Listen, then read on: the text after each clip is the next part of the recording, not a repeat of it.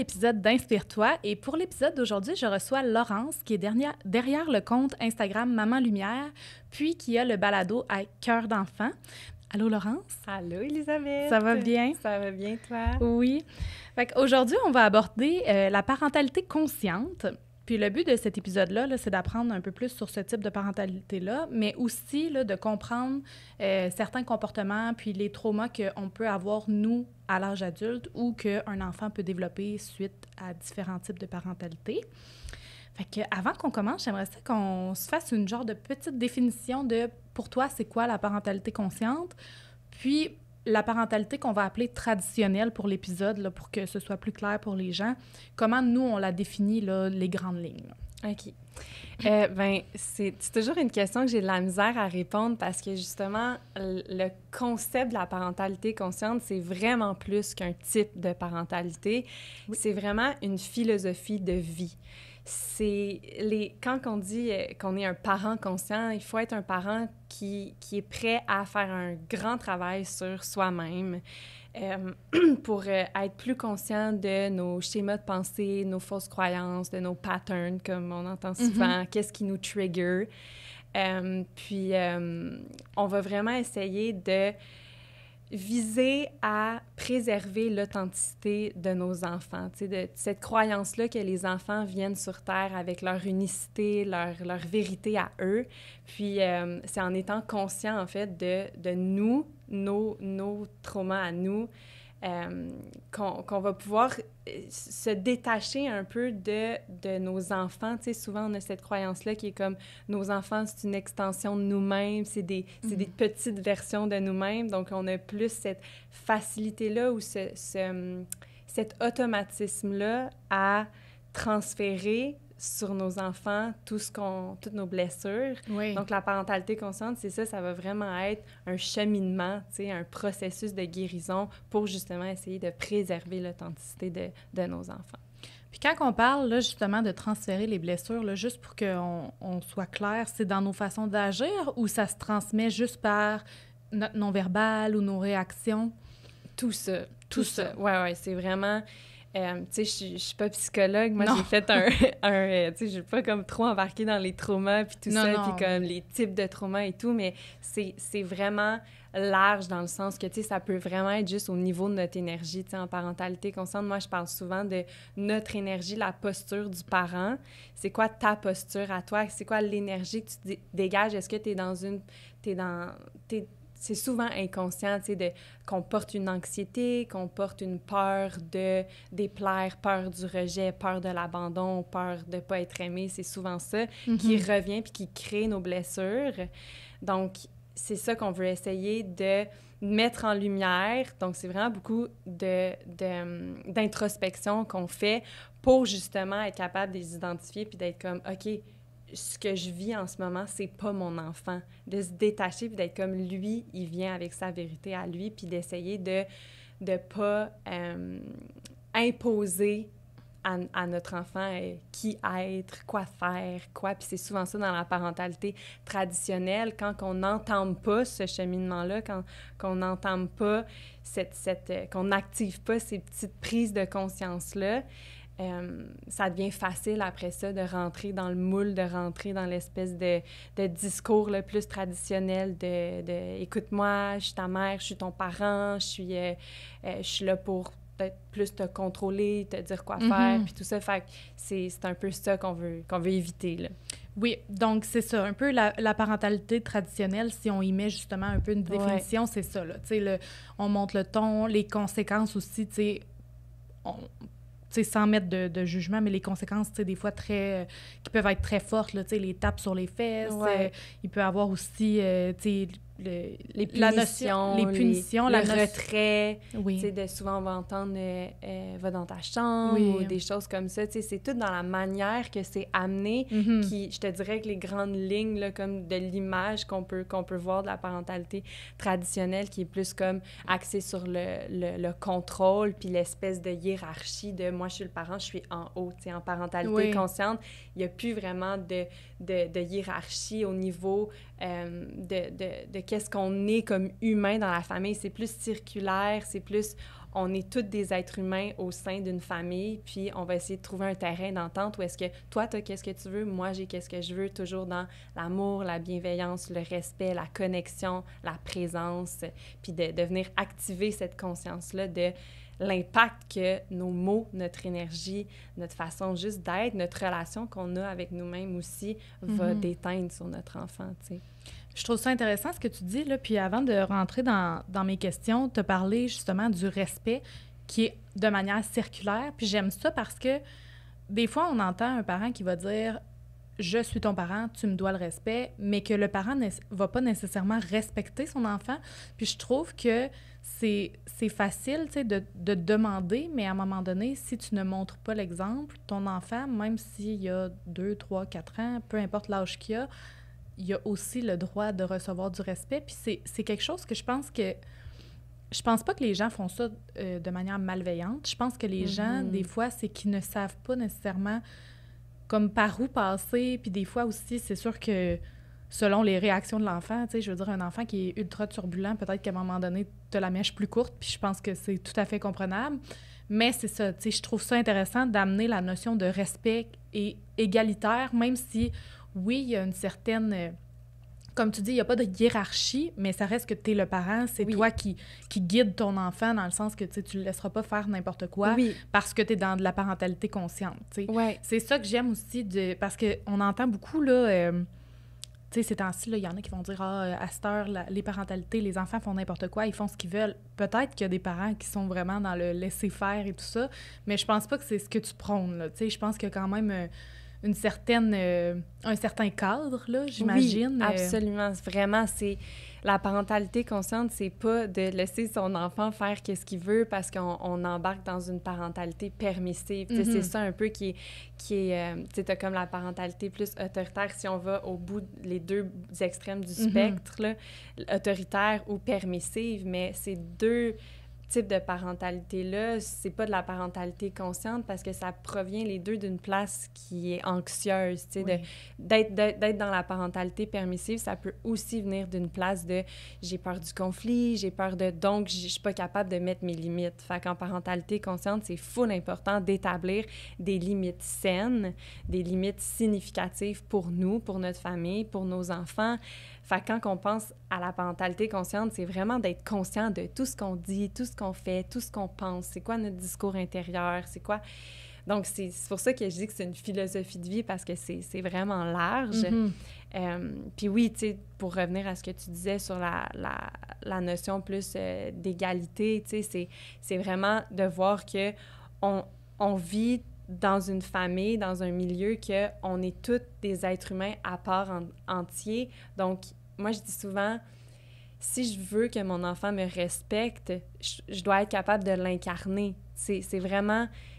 L'enfant va agir parce on reste leur modèle, on reste leur... Quand je dis, tu sais, dans la parentalité qu'il y a une certaine hiérarchie, tu sais, oui, justement, comme tu dis, il doit encore y avoir un certain hiérarchie au niveau de tu es le parent, donc tu dois t'occuper de ton enfant, tu dois le nourrir, tu es là pour sa sécurité, pour juste l'aimer, tu sais, les besoins de base primaires de tout être humain, tu sais, tu es là pour combler ça chez ton enfant. Mais oui, il y a cet aspect-là aussi de si toi, tu n'es pas capable de respecter ton enfant, mais tu peux pas t'attendre à ce que lui te respecte, tu sais. C'est ça. Puis c'est pas aussi quelque chose, tu sais, je veux dire, on va apprendre le respect à un enfant, puis c'est pas juste pour qu'il soit respectueux envers nous, mais c'est aussi pour qu'il apprenne à respecter les autres, puis qu'il apprenne à se respecter soi-même. Fait que c'est sûr que c'est important de pouvoir, justement, inculquer ça à ces jeunes, là. Oui, puis la meilleure façon, c'est de nous-mêmes l'incarner, tu sais. Oui, exact. Donc, avant qu'on parle plus en détail là, de la parentalité consciente, j'aimerais ça qu'on revienne un petit peu à la parentalité traditionnelle. Puis, encore une fois, là, je tiens à préciser pour ceux qui écoutent, il n'y a pas de jugement ici. C'est une discussion. On est vraiment dans tu sais, on généralise. C'est pas tout le monde qui agit de cette façon-là. C'est pas tout le monde qui pense de la même façon, puis c'est bien correct. Mais si on prend la parentalité traditionnelle en général... Qu'est-ce que tu dirais que... C'est quoi les aspects plus difficiles ou plus problématiques de ce type de parentalité-là, tu penses?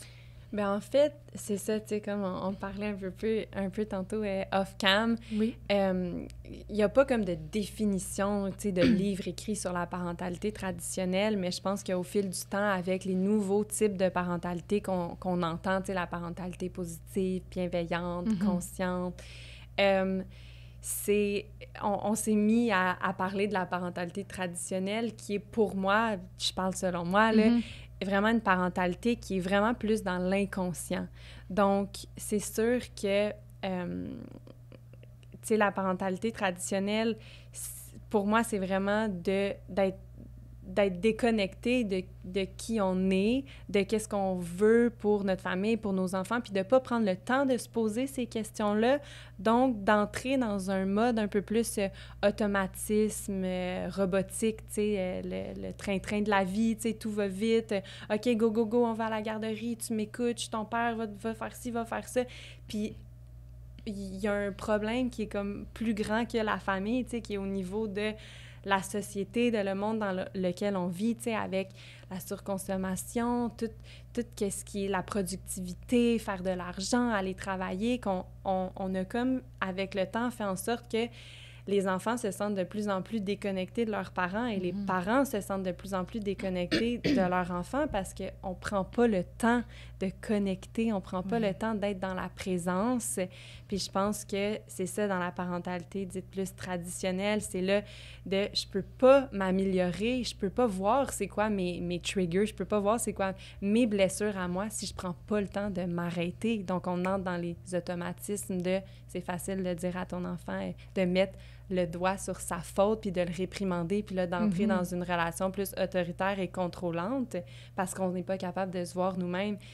En parentalité consciente, on dit souvent ce qui vient te... J'ai comme les mots en anglais, là, parce que j'étudie en anglais, mais c'est pas l'enfant devant toi qui vient te déclencher. C'est souvent ton enfant intérieur, c'est souvent l'enfant à l'intérieur de toi. Fait en parentalité consciente, c'est d'être capable de venir se détacher un peu, de respirer, puis d'être comme...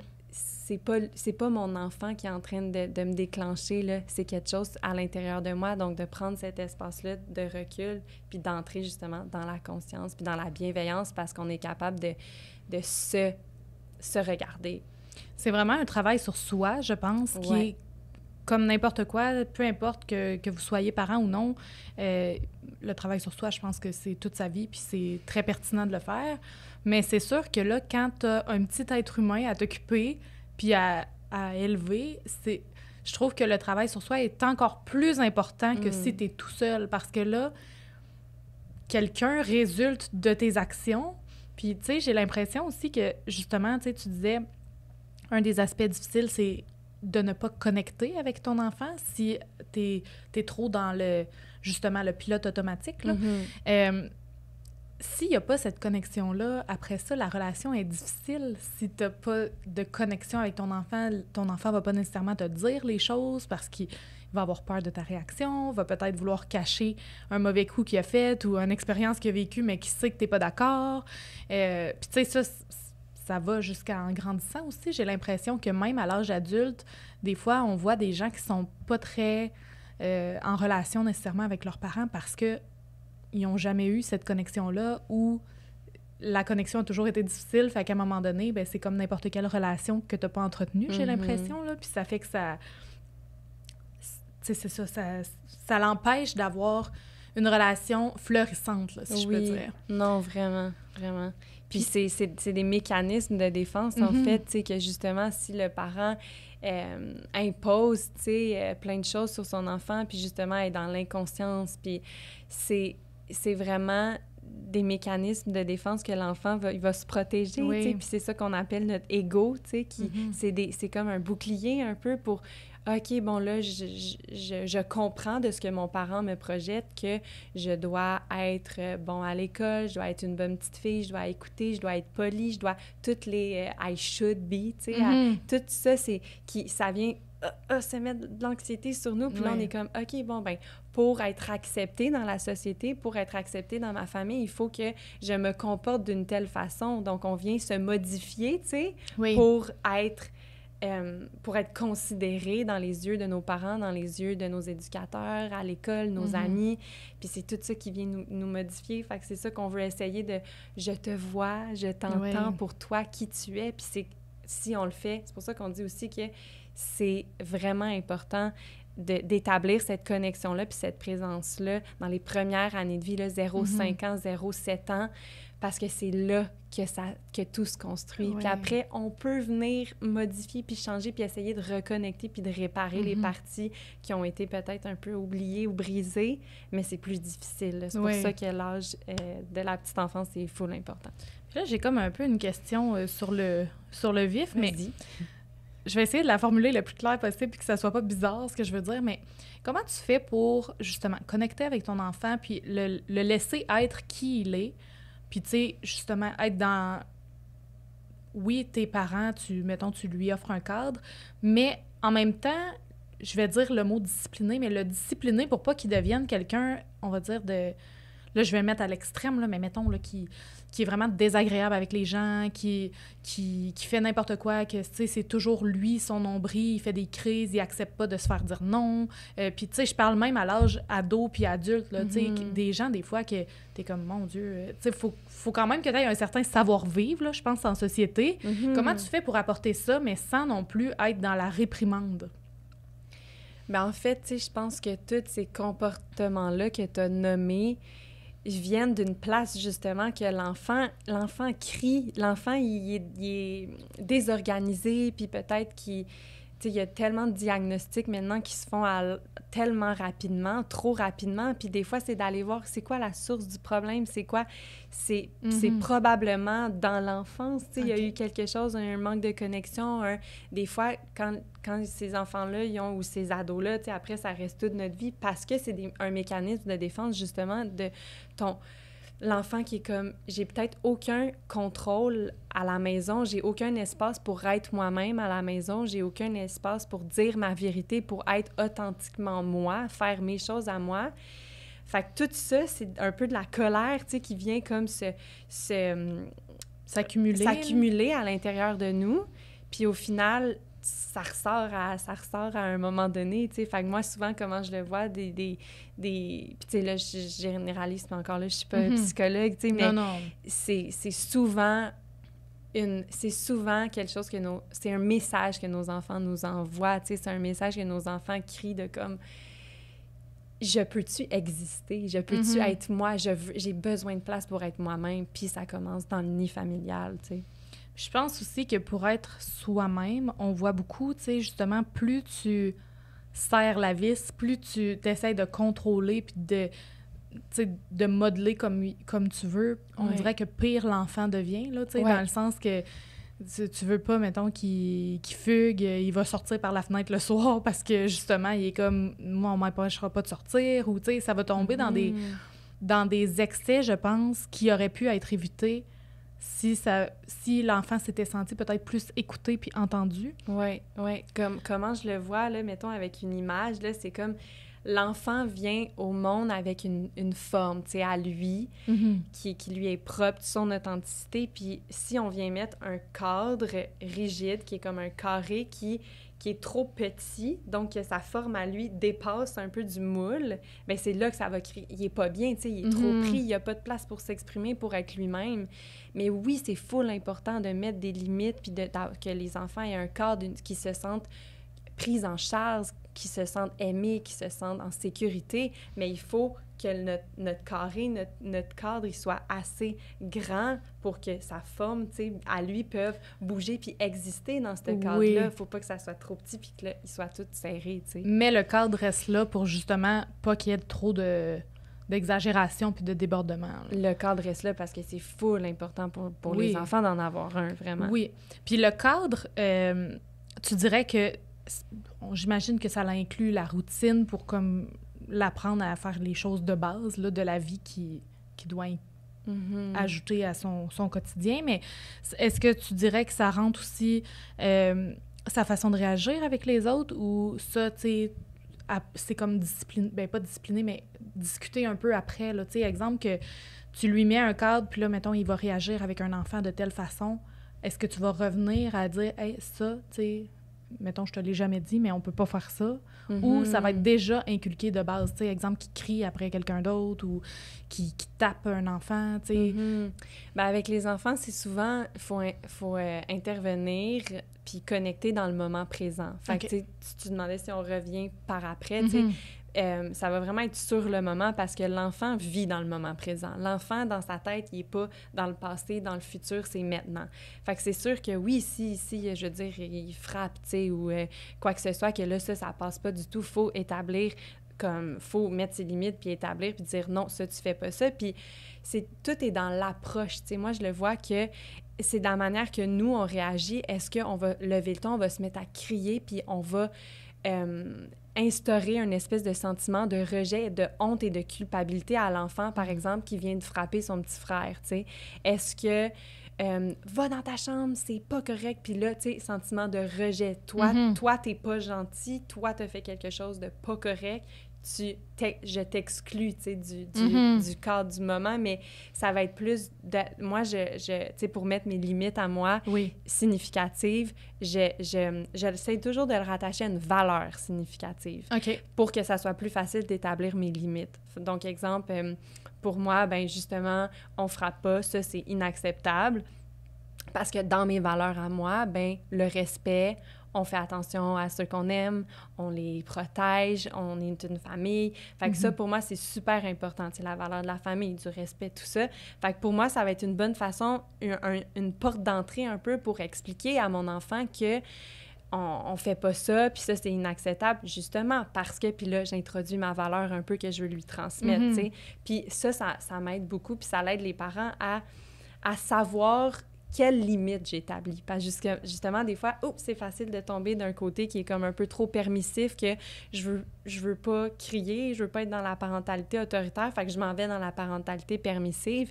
Mais non, tu sais, d'être conscient, c'est d'être conscient de qu'est-ce qui vient de se passer, j'ai pas aimé ça, OK, j'ai établi ma limite, mais tout est fait dans la conscience et dans l'amour, dans la bienveillance, tu sais, un enfant va dans ta chambre, puis là, tu l'as vraiment dit d'une façon qui est plus sentiment de rejet, d'exclusion, ou là, je t'entends, tu sais, je pense qu'en ce moment, ça va pas, tu vis beaucoup d'émotions.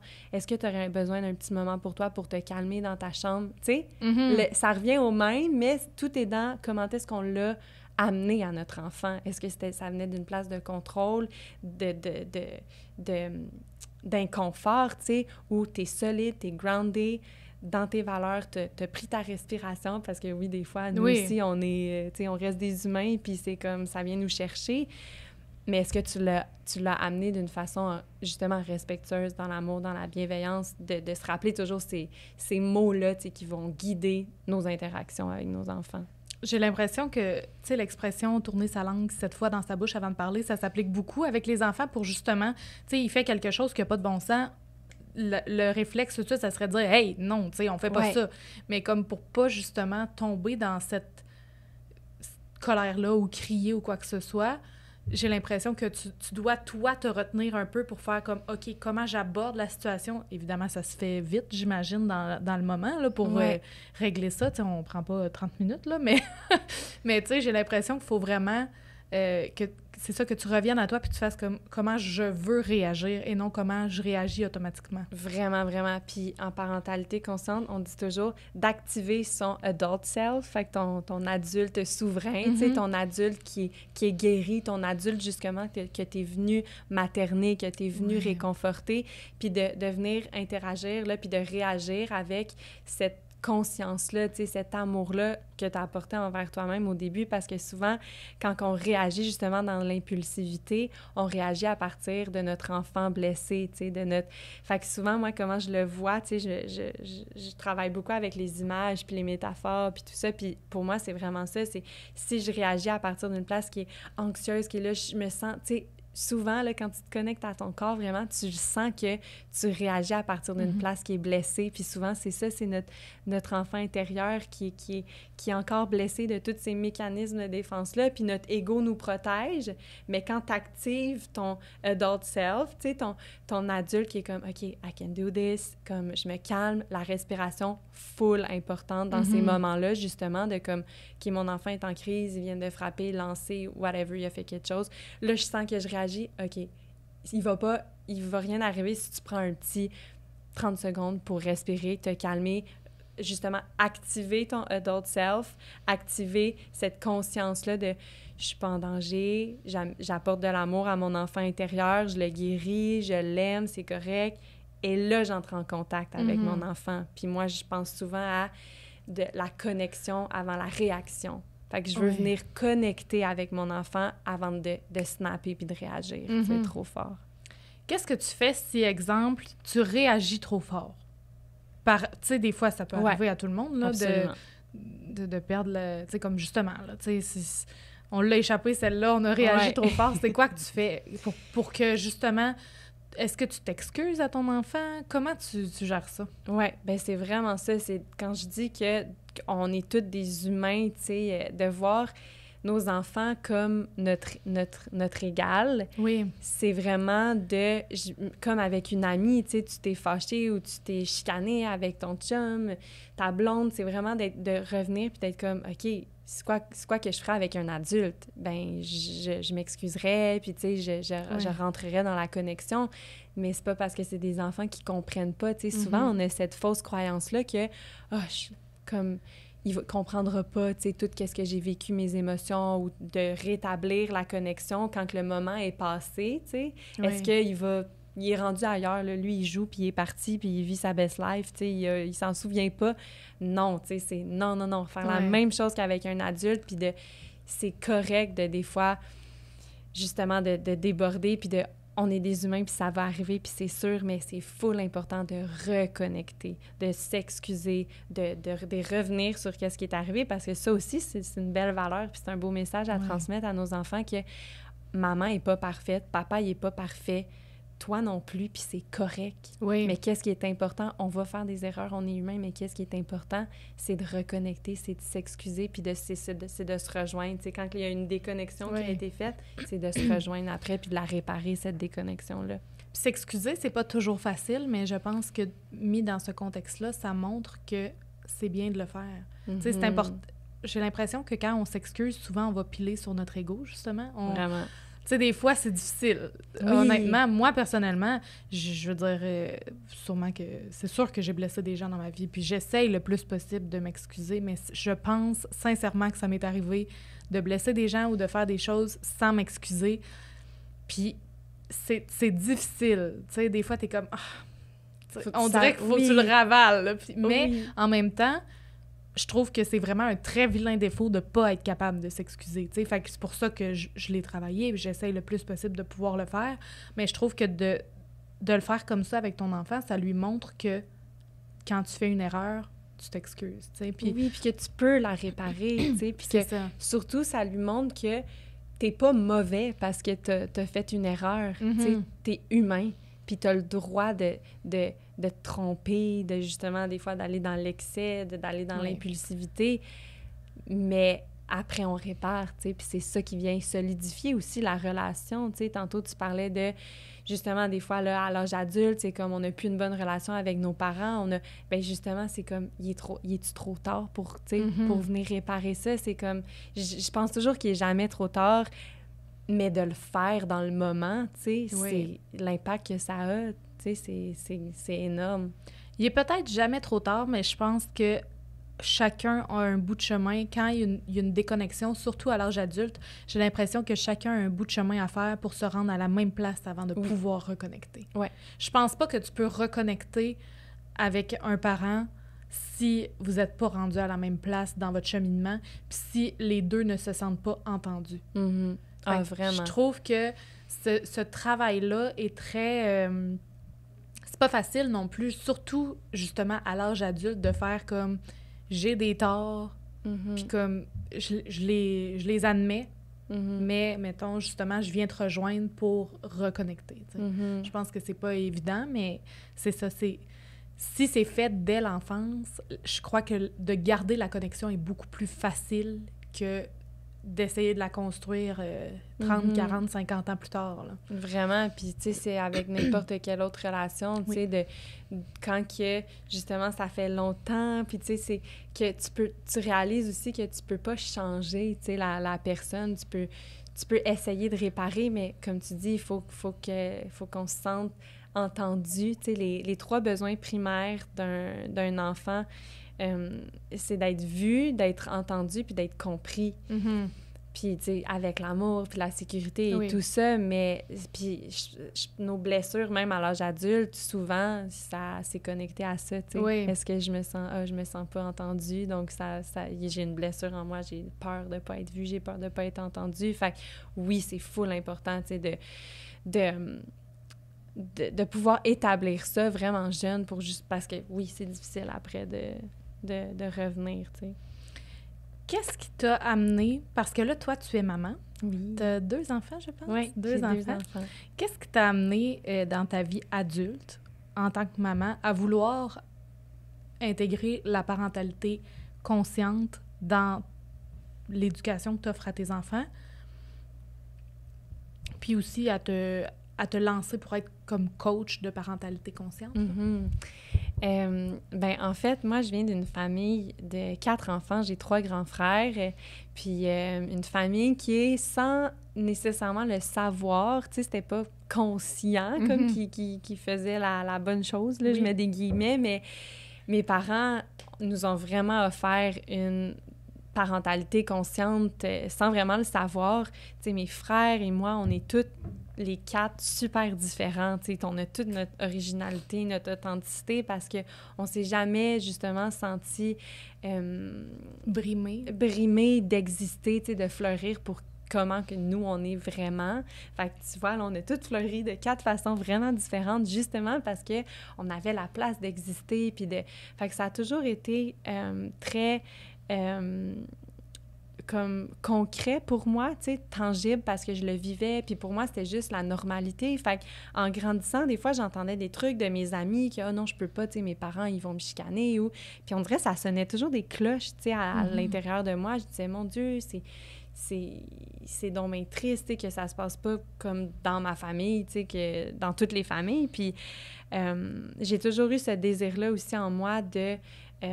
m'occuper des... J'ai toujours eu la fibre maternelle, là, vraiment, depuis que je suis vraiment petite, puis de m'occuper des autres, puis d'être dans le monde de l'enfance, tu sais, je trouvais que c'est la vie, qu'il y a quelque chose de tellement pur qui nous reconnecte justement à l'essence de notre cœur d'enfant, puis qui on est, puis qui me fait vraiment du bien. Donc, j'ai travaillé vraiment longtemps avec des enfants en garderie.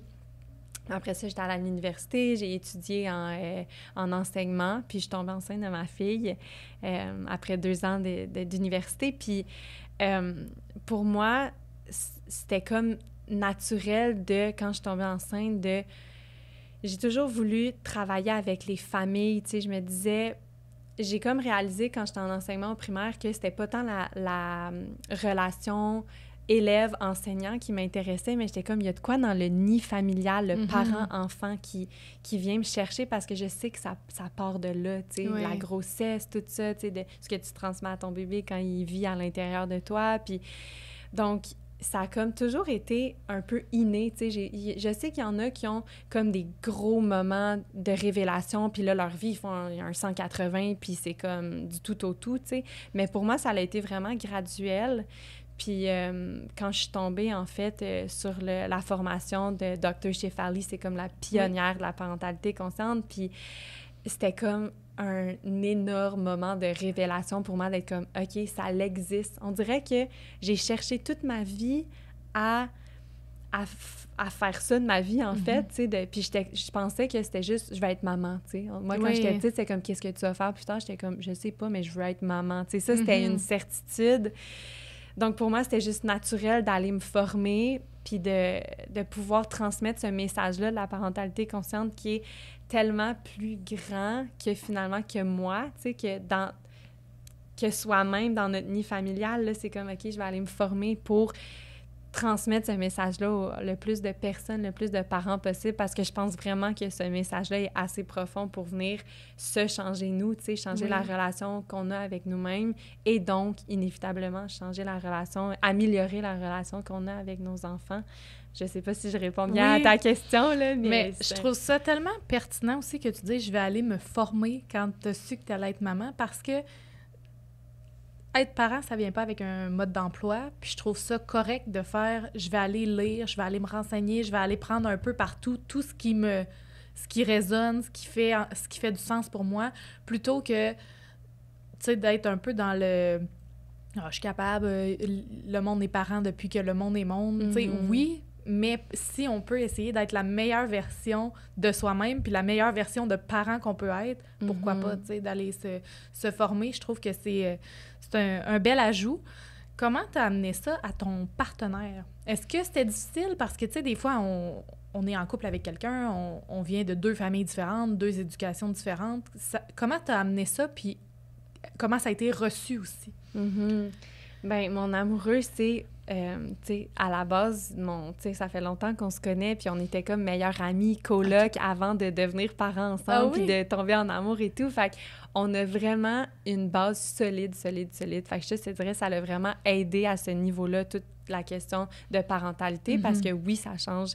C'est un énorme défi, tu sais, dans un couple, de devenir parents ensemble. OK, là, cette personne-là vient de nous deux, puis là, on doit s'entendre sur comment qu'on veut intervenir, interagir, connecter avec lui, jouer, c'est tout, toutes des petites décisions, tu sais, qui ont été faites ensemble. Fait que c'est ça, puis quand on parlait, tu sais, de notre enfance, on réalisait qu'on avait quand même une enfance similaire, tu sais, toi aussi, tes parents disaient ça, moi aussi, puis tu sais, on trouvait ça drôle, tu sais, d'avoir autant de similarités. Fait que ça a quand même été facile pour nous. Puis moi, ben vu que j'ai toujours travaillé dans le domaine des enfants, on dirait qu'il m'a comme un peu donné le lead, là, tu sais, il est comme, je sais que t'es la meilleure personne avec qui je pourrais avoir des enfants parce que t'es comme calée dans le sujet, tu sais. Fait qu'il était comme, il avait pas du tout peur, puis je pense qu'en fait, qu'est-ce qui lui faisait... C'est sûr, ça fait un peu peur de devenir parent parce que c'est comme, OK, du jour au lendemain, j'ai une énorme responsabilité à ma charge. Et ça, pour le restant de ma vie. Fait que, il disait, tu sais, ça m'a jamais fait peur de devenir parent avec toi parce que je savais que tu étais comme la meilleure, tu sais, pour ça.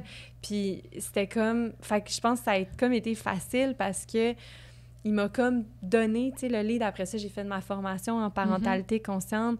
Puis avec le temps, mais c'est sûr, faut que tu sois prêt à faire un énorme travail sur toi-même. Puis moi, avant de tomber enceinte, tu sais, de ma fille, j'étais allée me former quand j'ai eu ma fille, mais ça faisait un petit moment aussi que j'étais dans un cheminement spirituel, tu sais, de guérir mes blessures, puis d'entrer plus en contact avec qui je suis, puis...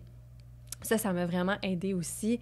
Puis je suggère à tous les parents à en devenir, de faire ce travail-là, de commencer du moins ce travail-là avant, parce que c'est vraiment important. T'sais, la relation que tu as avec toi-même va quasiment définir la relation que tu vas avoir avec tes enfants.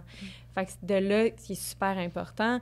Puis mon chum, ben, il est vraiment aussi dans cet aspect-là de devenir la meilleure version de soi-même. Fait que oui, des fois, il y a des accrochages, puis c'est inconfortable, puis des fois, j'ai pinpoint, tu sais, comme là, tu parles avec tu réagis avec ton enfant intérieur, puis comme c'est sûr, des fois, ça gosse, tu sais, puis je veux pas être cette personne-là qui est comme « fais ci, fais ça, t'as pas dit ça correct », puis mais il est vraiment dans une posture qu'il veut apprendre, puis il veut le faire avec moi, puis les deux, on veut évoluer ensemble, tu sais, comme un tout, tu sais, une famille qui est consciente, puis qui est à l'écoute de ses blessures, puis qui est prêt à faire le travail, puis d'aller dans l'inconfort, puis de faire le travail sur soi pour, justement, être en mesure de s'améliorer, parce que si on se ferme les yeux, ben on peut pas avancer, tu sais.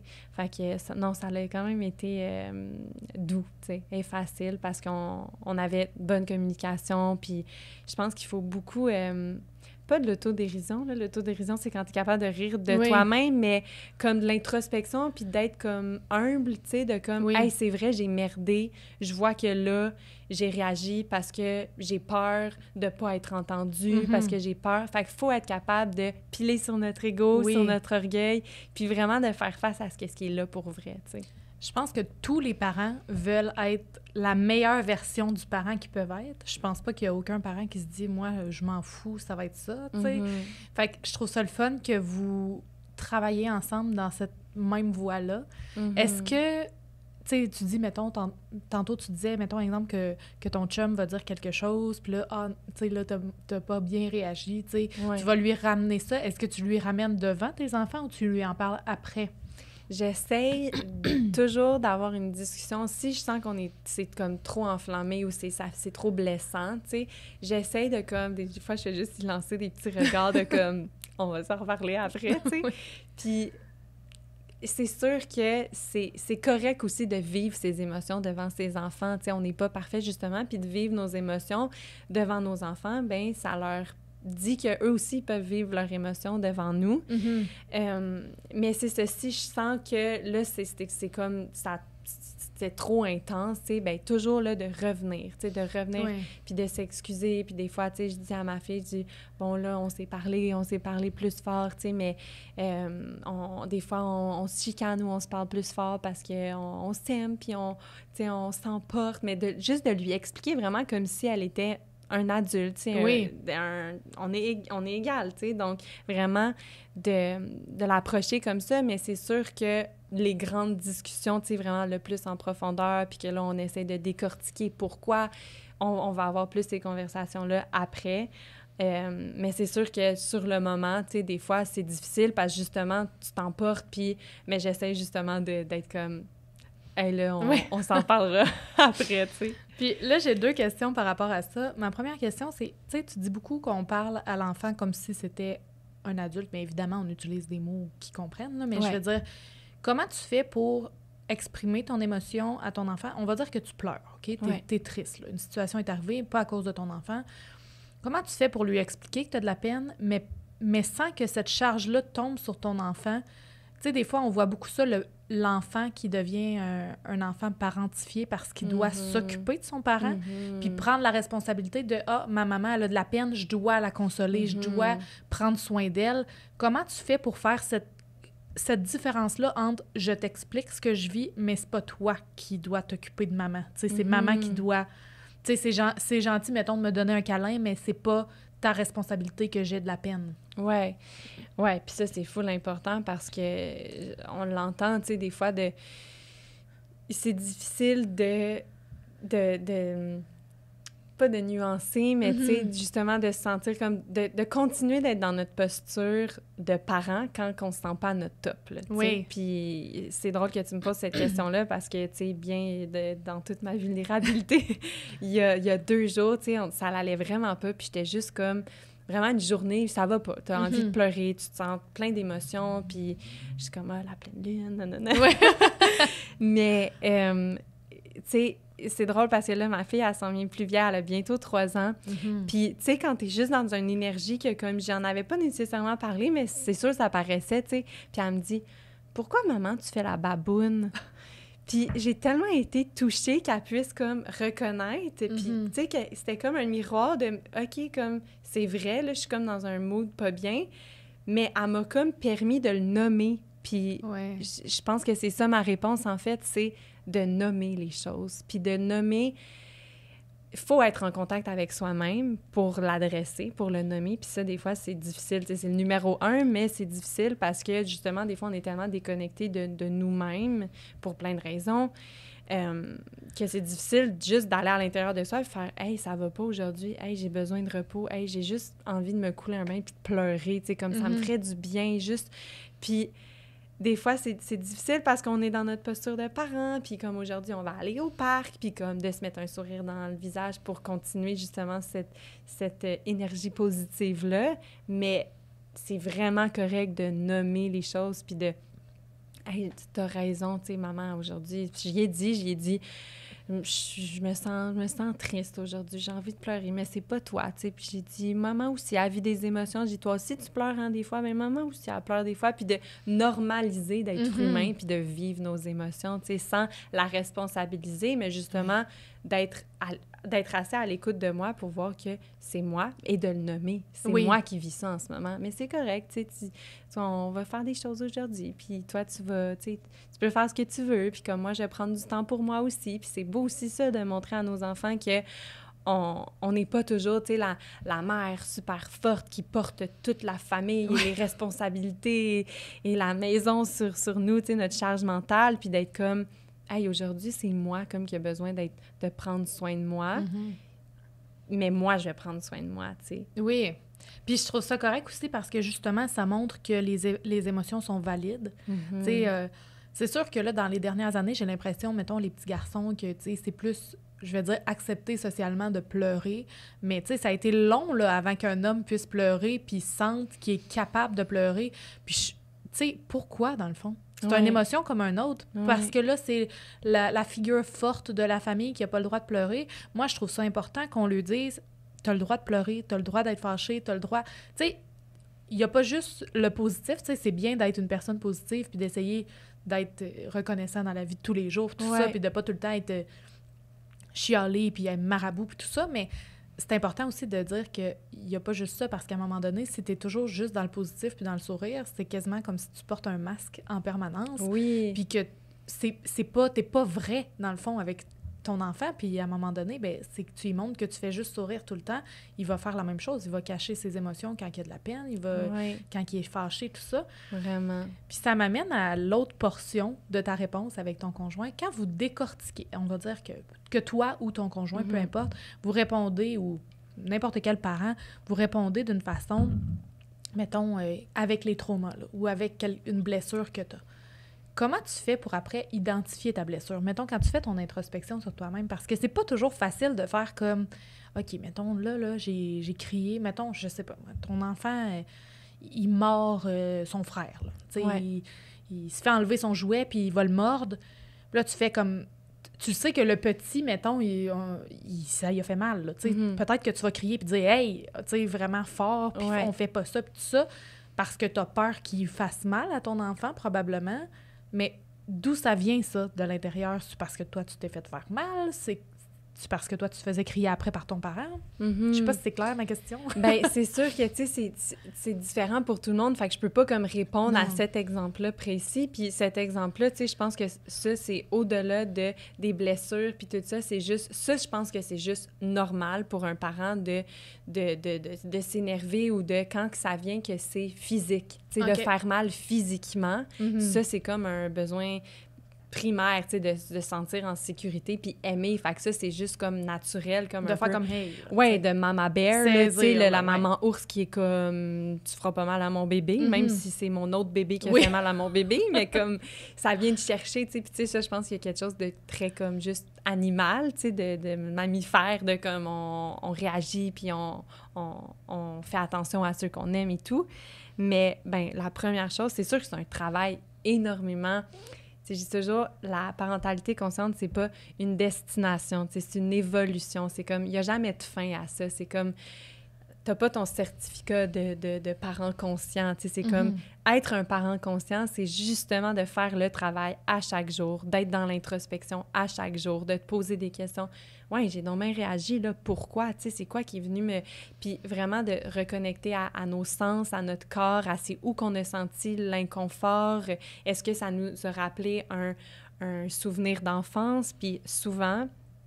C'est en fait quelqu'un qui voudrait travailler sur un aspect, tu sais, qui voit une espèce de récurrence un peu. « Oh mon Dieu, moi, je m'énerve toujours quand, je sais pas, moi, mon enfant, il mange pas à la table, il finit pas son assiette. » Puis ça, c'est un gros trigger de comme, il finit pas son assiette, pourquoi ça vient autant me chercher? De voir la récurrence de est-ce que c'est toujours parce qu'il finit pas son assiette? Est-ce que c'est toujours dans quelle situation, dans quelles circonstances? Fait que vraiment de te poser les questions, de voir s'il y a une espèce de schéma. Puis après ça, ben de faire de la thérapie ou avoir un coach en parentalité consciente. Justement, là, on peut vraiment, avec des exemples précis, la technique, tu sais, un peu que j'utilise avec ma formation, moi, c'est souvent d'aller... Souvent, c'est ça, c'est que les parents, ils pensent qu'ils vont venir parler de leur enfant, puis finalement, ben on se met à parler de leur enfance à eux, les parents. Oui. Parce qu'on réalise qu'il y a souvent quelque chose qui s'est imprégné, une espèce un blueprint, tu sais, à l'intérieur de nous, qu'on porte, qui est inconscient, qu'on le sait pas, mais que finalement, OK, c'est peut-être parce que, je sais pas, moi, dans ma famille, il y avait beaucoup de contrôle, j'avais jamais ma place, puis là, c'est ça qui remonte, tu sais, que ça peut être n'importe quoi. Fait que c'est ça, c'est vraiment faut que le parent soit prêt à faire un travail parce que c'est à la maison, dans son quotidien, qu'il va se poser des questions, qu'il va observer les situations avec son enfant qui vient le déclencher, comment que son corps se sent, c'est quoi les pensées aussi qu'il nourrit dans sa tête, quelle émotion il vit. Fait que c'est vraiment de venir tout décortiquer ça, puis après ça, faire un travail qui est plus dans son enfance à lui, la relation avec ses parents, le genre d'éducation qu'il a reçu, l'amour, de quoi qu'il a manqué, de quoi qu'il a été traumatisé, tu sais. Fait que c'est vraiment large, mais c'est un travail constant, là, constant. Oui.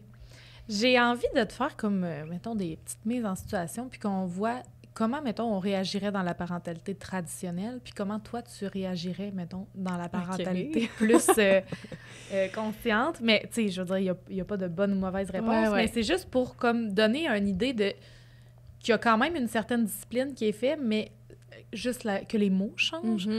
Fait que tantôt, je t'ai parlé d'un enfant qui mord parce que l'ami ou le frère lui a pris son jouet.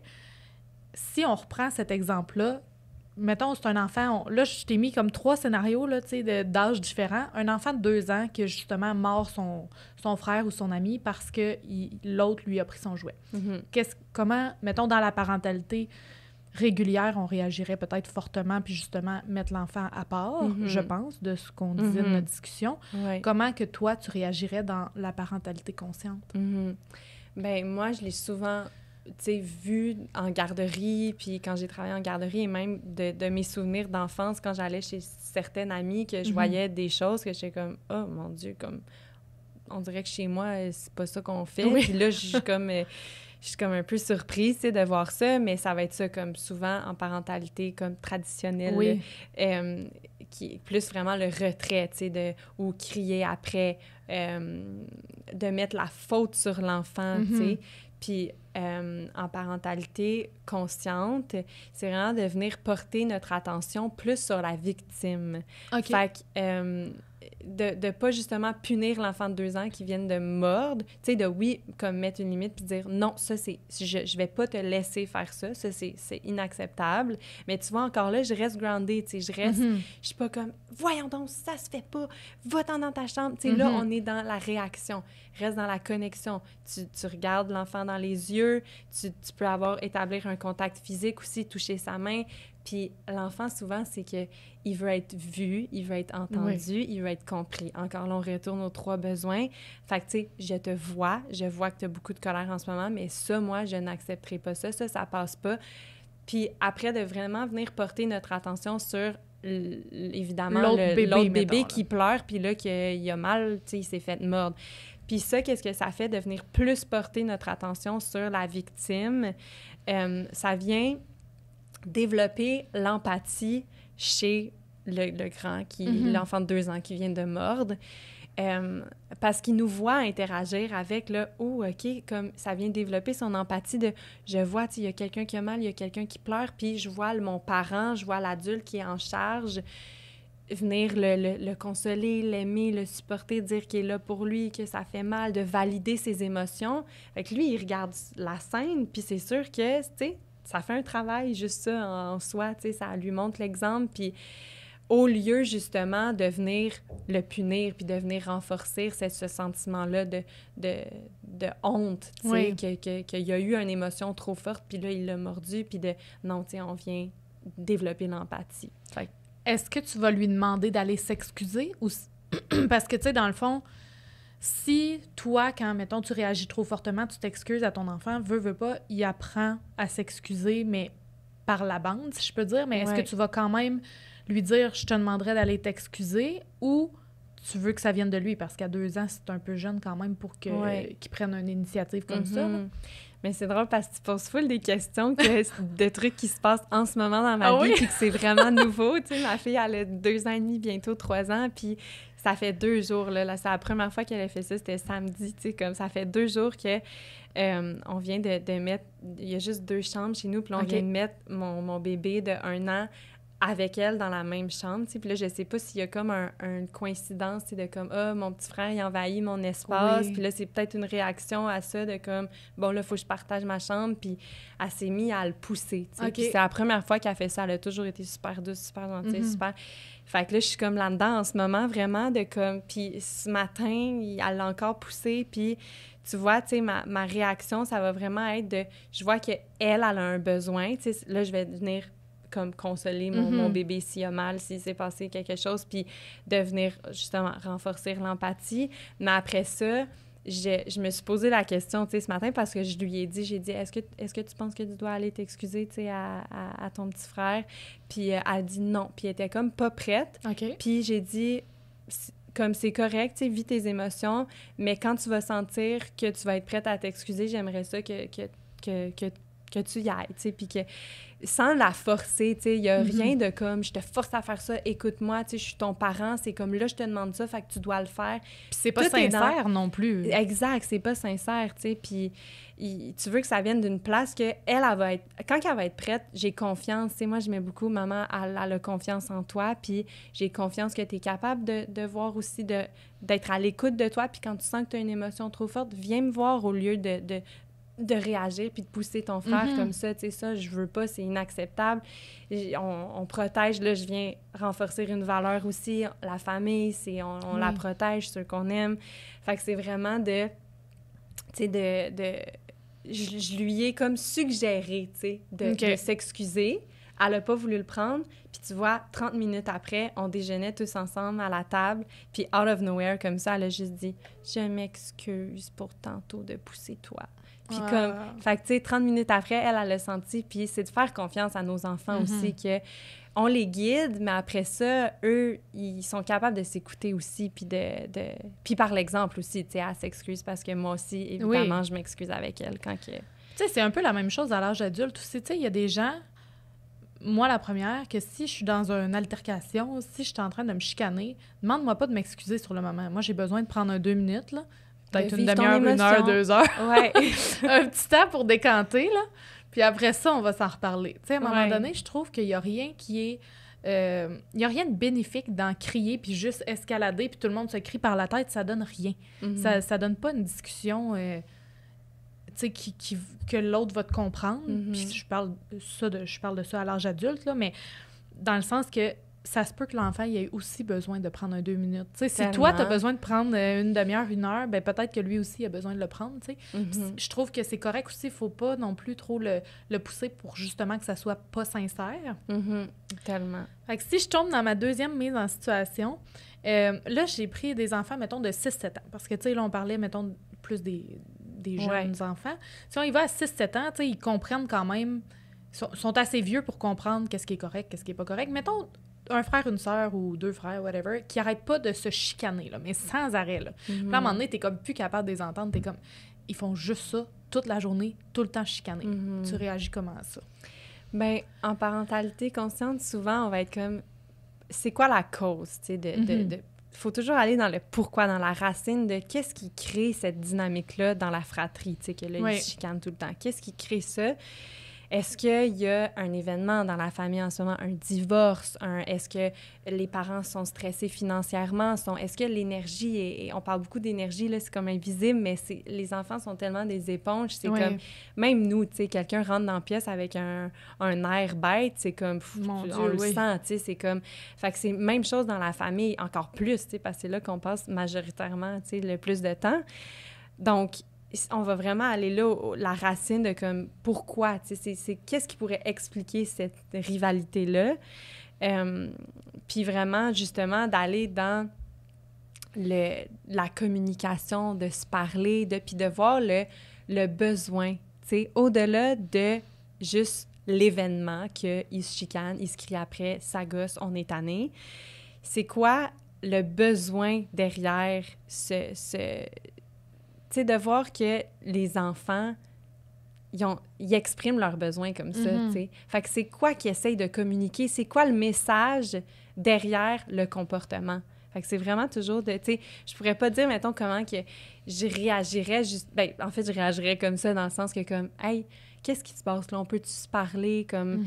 Justement, tu sais, les enfants sont un peu plus vieux, sont à l'âge de pouvoir communiquer leurs émotions, tu sais, il s'est-tu passé quelque chose aujourd'hui qui te met en colère? Puis finalement, des fois, là, tu te rends compte que il a dit ça à son frère, puis ils se sont chicanés, puis finalement, de prendre le temps avec nos enfants, de leur parler, de leur demander, vraiment sans chicaner, sans être dans... Juste d'être vu, entendu, compris, tout le temps de revenir à ça, de... Hey, je vois en ce moment là, que il y a beaucoup de choses qui se passent, de beaucoup d'émotions, puis j'ai l'impression que ça sort de cette façon-là envers ton frère, ta sœur, quand il n'a rien fait ou quand c'est une situation banale. Y a-tu des trucs que tu veux, tu sais, te libérer? Y a-tu des choses qui se sont passées à l'école?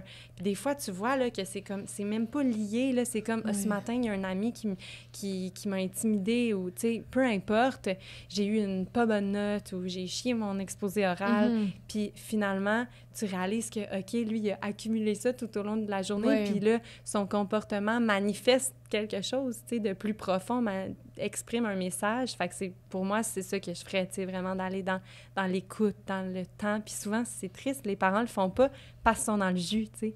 Ils n'ont pas le temps, les devoirs, si, ça. Même avec les plus jeunes, tu sais, de comme, OK, go, go, go, ça va vite.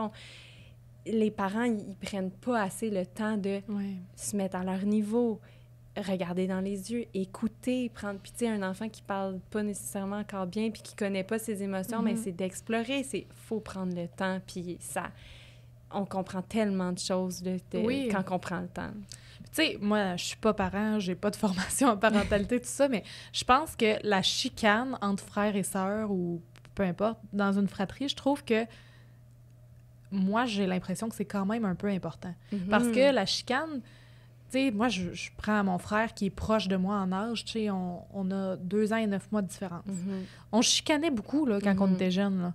Mais je crois que c'est juste normal parce que tu apprends à gérer des conflits. Tu sais, tu apprends à, justement, t'excuser quand tu as fait quelque chose de pas correct. Tu apprends à... Moi puis mon frère, on chicanait, là, tu sais, vraiment, des fois, là, à se tirer les cheveux, puis 5 minutes après, c'était « tu viens-tu jouer avec moi? » Tu sais. Fait que je pense qu'il y a quand même une certaine normalité qu'il faut pas effacer complètement les chicanes, mais je trouve ça bien d'aller nommer puis voir c'est quoi le problème derrière la chicane. Oui, puis tu le vois aussi, tu sais, ça me fait rire de tirer les cheveux puis tout, parce que moi aussi, moi puis mon frère, on a 4 ans et demi de différence, le plus jeune de mes frères qui est comme le plus proche de moi, puis nous aussi, là, c'était ma mère, elle disait constamment, là, moi je disais « Arrête, arrête, maman! » comme tout le temps, tu sais, mais je pense que tu le sens aussi dans l'énergie de tes enfants quand c'est du rough play, là, tu sais, puis même que c'est full important aussi de... Ça a plein de bénéfices que les parents aussi jouent, tu sais, mon chum, il joue à bataille, tu sais, avec les enfants, puis comme on se bat, puis on rit, puis on se chamaille, parce qu'il y a quelque chose de très... qu'on connecte ensemble, tu sais, physiquement aussi, pendant ces moments-là. Fait que je pense que tu le sens aussi dans la fratrie, quand c'est comme, on se tire les cheveux parce que c'est de l'amour, puis on se taquine, puis on s'aime, puis ou que c'est vraiment comme, tu sais, dans les yeux, ça change. Souvent, il y a comme, quand il y a quelque chose de comme... Et OK, là, ça passait pas, il y avait une colère, il y a quelque chose que... Là, on s'en va voir c'est quoi le message en dessous, puis est-ce que ça vient vraiment d'une place comme qui était malveillante ou c'est de l'amour, on se taquine, qui est bienveillante, tu sais, comme parce qu'on s'aime puis on se taquine parce qu'on est des frères, là. Puis je trouve ça le fun, ce que tu as dit, tu sais, que ton chum, mettons, il va jouer à la bataille, puis tout ça. Puis j'ai vu une vidéo dernièrement passer sur TikTok, je pense, c'est un papa qui chatouille sa petite fille. Il dit « Je vais te chatouiller. » Il dit « Quand tu veux que j'arrête, tu me dis « Arrête, puis je vais arrêter. » Puis il la chatouille. Elle dit « Arrête, papa. » Il arrête tout de suite. Puis je trouve que ça nomme tellement... Ça l'inculque vraiment, mettons, le consentement, je trouve. Vraiment. Je trouve que c'était tellement une belle image de... Regarde, je te chatouille, OK, tu veux que je te chatouille. Puis là, mettons, elle disait encore. Là, il a chatouillé. Arrête. Il arrêtait. Puis je trouve que ça montre... Tu sais, des fois, le parent continue, puis là... Tu sais, on essaie d'inculquer le consentement, mais après ça, c'est pas toujours consentement, tu sais, fait que c'est comme difficile. Je pense que c'est important aussi de rester constant là, dans ce qu'on dit puis ce qu'on fait, là, tu sais, nos actions puis nos mots. Oui, la constance, c'est full important. C'est souvent difficile parce que... Tu sais, dépendamment de quelle situation, t'es où, t'es-tu en public, t'es-tu à la maison, tu sais, mais c'est une des choses les plus importantes, c'est vraiment si t'établis une règle, c'est de la maintenir. Oui. Parce que l'enfant, il va comprendre comme ça, mais oui, c'est vraiment une belle façon. Moi aussi, je trouve le rough play, tu sais, la bataille de commencer à un jeune âge d'intégrer la notion du consentement, puis que l'enfant soit... Tu sais, c'est quand qu'avec nos enfants, on leur apprend à être à l'écoute de leur corps puis de leurs limites. C'est comme moi, j'ai pas vraiment appris ça, là, tu sais, comme même à l'école. Ou...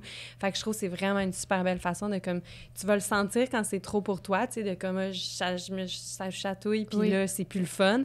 Tu dis arrête, puis j'arrête. C'est vraiment bien. Puis tu sais, comme tu dis, c'est ça, d'être à l'écoute de soi-même, c'est aussi difficile, je pense. Bien, en tout cas, je parle, mettons, pour notre génération. Peut-être que les jeunes, aujourd'hui, ils ont plus cette facilité-là à cause que les parents, il y a un changement dans la parentalité, mais d'être connecté à tous tes signaux, tu sais, mettons, d'être connecté à tes signaux de faim. Il y a beaucoup de gens qui ont de la difficulté avec ça parce que pourquoi on a été élevés à se faire dire « Finis ton assiette, sinon t'as pas de dessert. » Après ça, tu sais, d'être connecté à tous ces signaux-là, je trouve ça pas facile. Puis c'est dur de te reconnecter à ça quand t'es adulte. Fait que, tu sais, je trouve que c'est le fun de l'intégrer justement par le jeu ou... Parce que ça devient comme une norme. Puis quand, on souhaite pas ça, là, mais dans une situation où quelqu'un dépasserait une limite de ton enfant, tu sais, mettons, il est ado, et c'est sa première relation avec quelqu'un ou whatever, puis que là, c'est trop pour lui, j'ai l'impression que ça va aider à ce qu'il soit plus capable de mettre sa limite. C'est sûr que c'est jamais facile, puis ça se peut qu'il soit pas capable de la mettre, mais ça va, je pense que ça va aider de faire comme, OK, il y a quelque chose que je suis pas bien, là, tu sais. Oui, puis de, tu sais, tout, en fait, qu'est-ce qu'on veut transmettre à nos enfants, de voir des opportunités dans la jeunesse, dans le quotidien, tu sais, aussi le jeu de rôle, c'est full, c'est full bénéfique quand on veut justement, tu sais, par exemple, ton enfant, je sais pas, la politesse. Comme pour toi, c'est full important de dire merci, s'il vous plaît. Au lieu de toujours lui demander, tu sais, de dire, là, t'as pas dit merci, qu'est-ce qu'on dit? On dit merci, on dit s'il vous plaît, puis là, de le poker tout le temps, tu sais, d'amener les enseignements avec les jeux de rôle, c'est vraiment une belle façon qu'on peut leur transmettre des apprentissages parce qu'ils nous voient, tu sais, fait qu'on joue ensemble à l'épicerie, OK, oui, tu vas me faire un petit assiette de fruits, parfait, ah, merci madame, merci beaucoup, oui, j'aimerais avoir un concombre, s'il vous plaît, puis là, tu sais, c'est vraiment nous, en jouant puis en leur montrant qu'ils vont, tu sais, faire les apprentissages puis qu'ils vont finir par l'incarner, puis je trouve aussi que c'est, tu sais, par rapport à ce que tu as dit tantôt de finir ton assiette, sinon tu n'auras pas de dessert, tu sais, de faire confiance à l'enfant qui va savoir quand il n'a plus faim, tu sais, son niveau de satiété, de comme là, j'ai plus faim, c'est de faire confiance à nos enfants et aussi de les laisser se faire confiance. Si nous, on leur fait pas confiance, comment est-ce que tu sais, c'est quoi le message que tu passes? C'est qu'est-ce qu'eux vont apprendre à se faire confiance aussi? Fait que c'est aussi une belle façon, je trouve, de transmettre ça. Oui, c'est vrai. En terminant, on est déjà rendu à la fin. Qu'est-ce que tu dirais à un parent, mettons, qui a envie de se lancer dans la parentalité consciente, mais qui voit ça comme une montagne?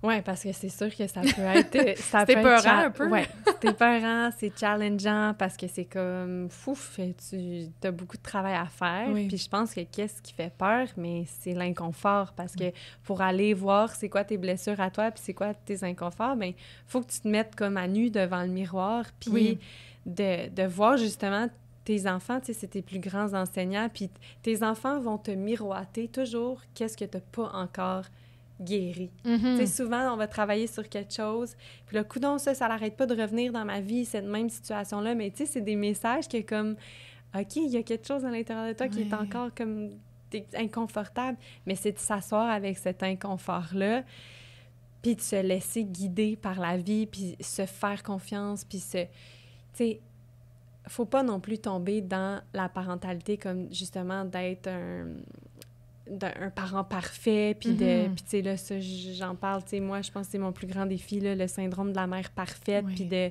suis full people pleaser, puis tu sais, moi, je suis consciente de ça, je travaille là-dessus, puis j'essaie d'honorer plus quand ça va pas, puis de nommer, puis de... Fait que, tu sais, je dirais, en fait, il est jamais trop tard pour commencer, puis de se laisser porter par la vague, puis d'apprendre à... En fait, c'est comme de déconstruire un peu tout ce qu'on a construit, tu sais, de désapprendre tout ce qu'on nous a appris, puis de réapprendre, puis de se reconnecter à notre essence, puis tu sais, c'est vrai que ça a l'air comme, OK, mais par où je commence, tu sais? Oui. Ben, de lire, commencer par lire des livres, la parentalité consciente, il y a vraiment...